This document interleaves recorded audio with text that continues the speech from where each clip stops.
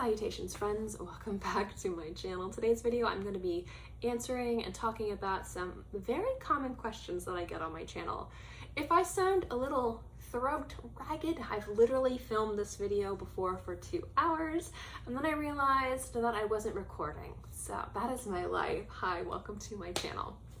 I'm going to be talking about three specific questions that I get asked a lot. How to store your fragrances, how do I choose to wear, and talking a little bit about how I afford these things. So let's get into the video. First things first, this video, since I'm going to be talking about finances and things like that, please understand this is an opinion piece. These have been questions I've been getting over the course of like 5 years of doing YouTube. It's been 5 years, a little over 5 years, I think. These are very common questions, and in the past I have answered some of these questions, but I figured I'd sit down and just kind of talk and answer a little bit more in depth about how this all works in regards to what, why, how, vegetable, and mineral. If this is your first time tuning in, hi, my name is Kristen. I run this channel, Beauty Meow. I like to bring you fragrance-related content, discussion, reviews, Monday through Friday. Don't forget to subscribe to my channel if you like that type of content. And also don't forget to hit the little bell to get notified when new content comes out, because I also will sometimes post things on the weekends as well. So these top three questions I get on my channel. The last one is going to be a little controversial, but I'm going to be as transparent with you as I possibly can without giving you my actual bank information. So the first things first is my fragrances gonna go bad if stored like this? And to translate that into not my throat is on fire speech, will my fragrances go bad if I store them like this? Because that is not how you should store fragrances. And the real answer is yes, if I stored them like this all the time.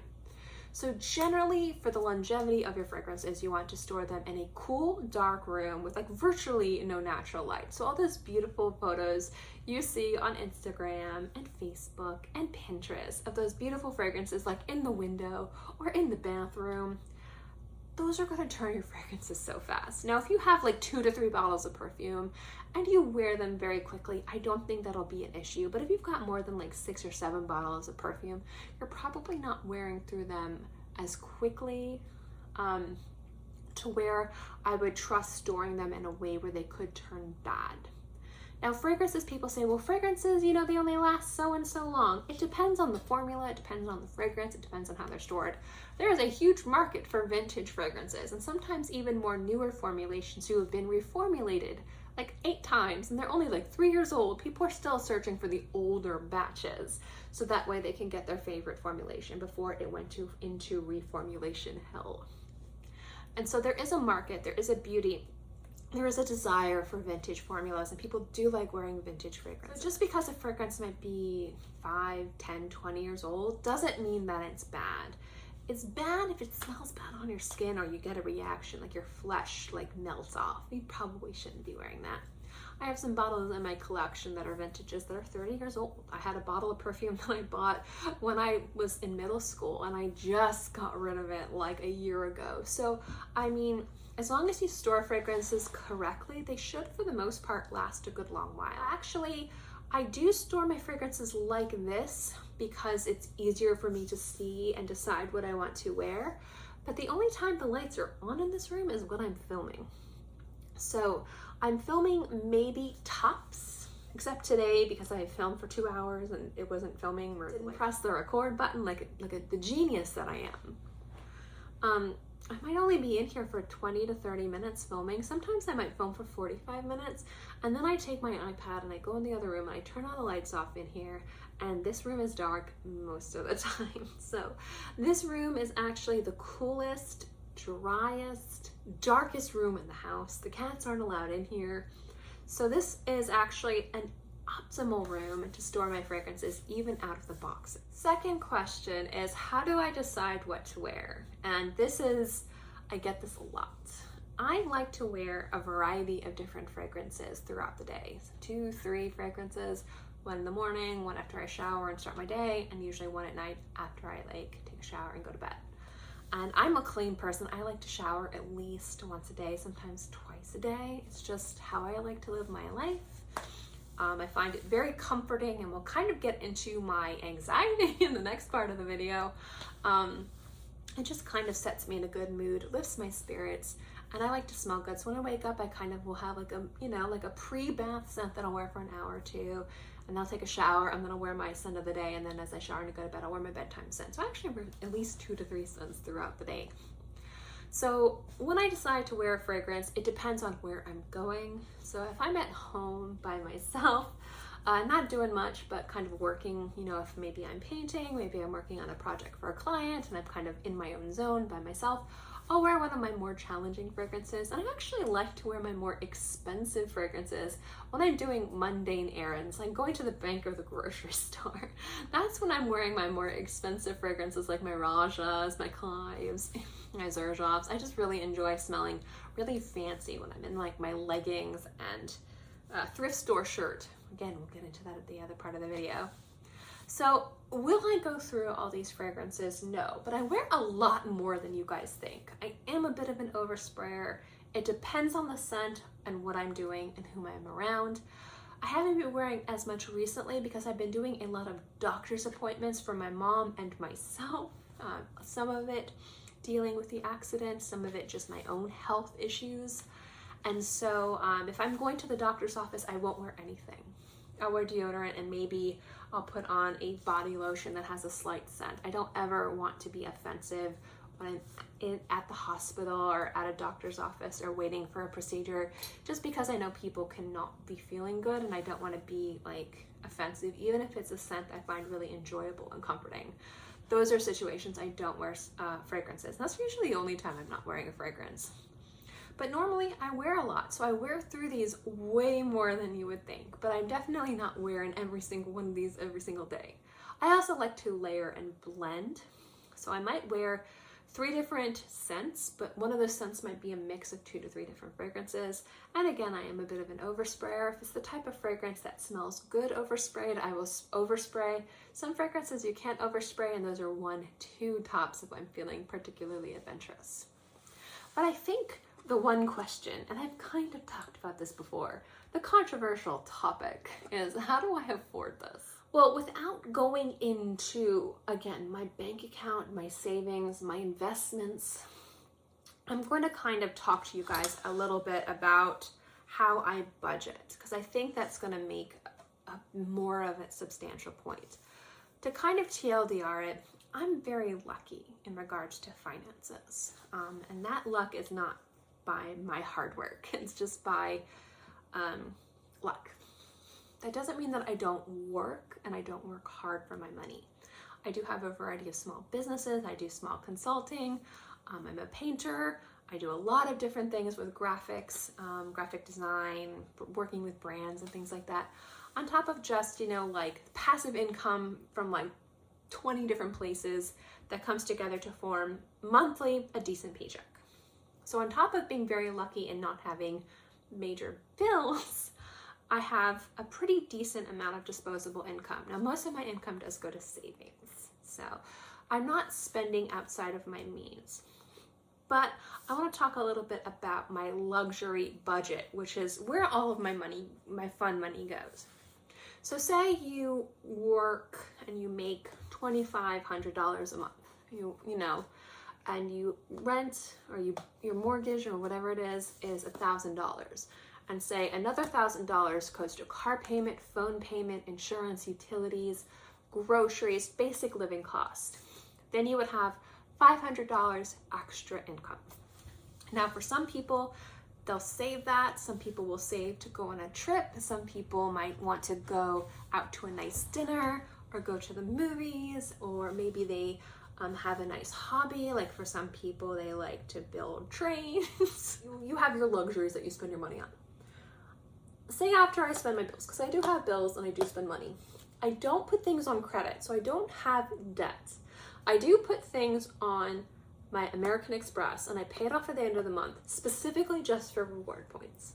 If there weren't reward points involved, I would pay everything in cash. So like my car, paid in cash, house, paid in cash. Like when I say that I don't have debt, I mean like I really only have like health insurance and utilities. like a lot of it's luck, a lot of it's luck. But that doesn't mean that my disposable income is large. So my luxury money is very much like, let's say it's $1,000 a month. I think that's a safe bet. Safe bet. This thing keeps opening.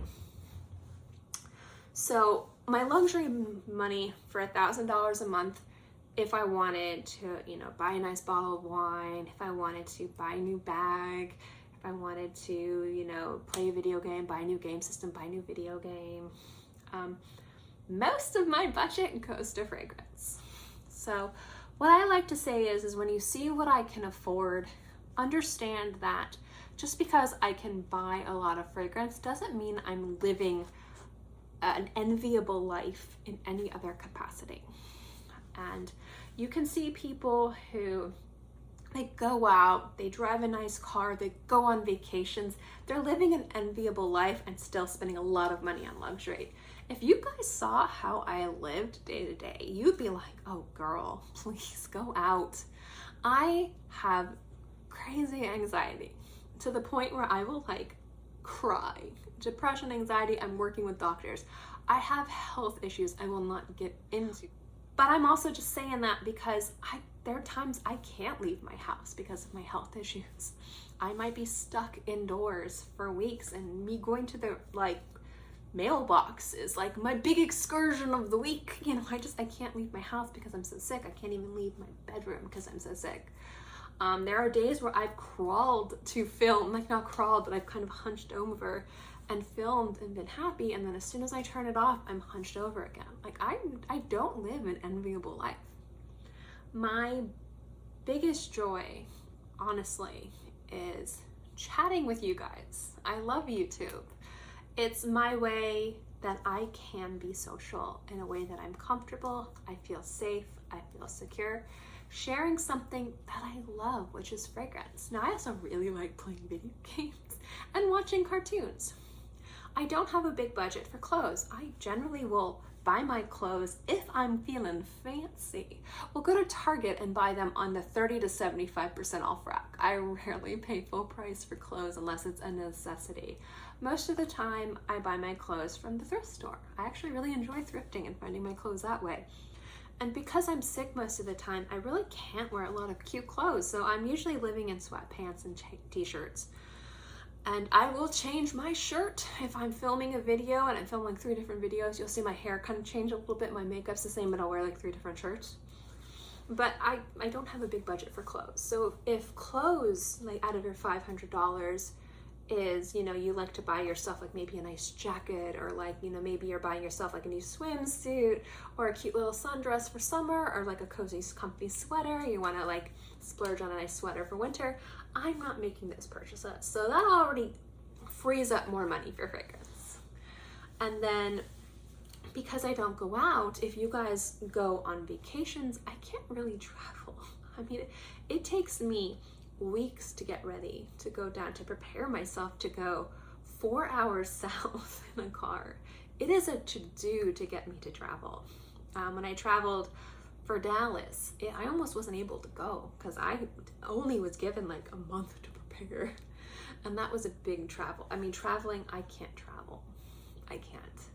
So if you like to travel on vacations, even just doing fun spur of the moment road trips that might cost money for gas and food, you know, I can't do that. So if you save, say, $100 a month to do those trips twice or 3 times a year, or one big trip at the end of the year, I can't do that. So I have more of a budget for fragrance. You know, like, and so that's kind of like what I'm saying is a lot of people look and they're like, oh, you must be so lucky, you can afford all these things. And I say is everybody is lucky in their own way. I love fragrances. I do. I genuinely love them. I get so happy and I get so excited to add new things to my collection. I love wearing, mixing. I love supporting this industry the best way I can with my dollar bills. I view perfume as olfactive art. I get so excited for it. I really do. So for me, this is the best way I can experience things, believe it or not. smell is one of the things that isn't affected by my sickness. But I want you guys to look out there and just to hear this. If you've ever looked at my collection, looked at my hauls, looked at my photos and thought, wow, it must be great to be her, don't ever think that. Because to be perfectly honest, I would love to be able to travel. I would love to be able to do more things that I can do, but I also don't feel bad about myself. I am very socially awkward. So I don't mind sitting down watching My Hero Academia on repeat, eating like popcorn and ramen in my pajamas surrounded by my cats. I know the type of life I can live based off of my sickness, my health, my body, and I am living the best life that I can. And even though I have anxiety, even though I have these issues, I'm still incredibly happy, and in a lot of cases, incredibly lucky and blessed. But if you're wondering how I can afford these things, a lot of it has to do is because my luxury budget doesn't really it's not split with different things. It's not split among saving for a vacation or buying myself a nice coat or going out to dinner. It's really just perfume. So I have a little bit larger budget on top of being lucky that my expenses aren't that high. So I'm able to spend a little bit more. I also rarely spend full price. I like to utilize a lot of coupon codes, buying at specific times. I will sell decants. I will trade fragrances. So, you know, you might see me have a new bottle of perfume and I might have traded 3 bottles on the back for that bottle. So, I mean, like, there's a rotating amount of fragrances that come in and out. It's not just all in. A lot of it comes out too. Don't look at me buying like 15, 20 bottles of perfume and think, man, she's living the life. I love my life. But I do wish I could travel. I do wish I was healthier to do other things. There's that. And I think that's kind of controversial. I know a lot of people are going to disagree with this point. They're going to not like that I said this, and I understand. I was kind of a little bit unsure if I wanted to talk, because it is something that if you're new to my channel and you haven't watched my older videos, you might not know. And if you are watching my hauls, if you are watching my reviews, if you are watching all this, and you see this in the background, I kind of want you to understand where it comes from. So that way you guys can be like, oh, she's that kind of person. But it is what it is. So thank you guys so much for watching this video. I know this is a little bit more controversial, a little bit more heavy-hitting video, but I did want to sit down and talk about these things with you guys. As always, guys, thank you so much for watching this video. I hope you enjoyed it, and I'll see you next time. Bye.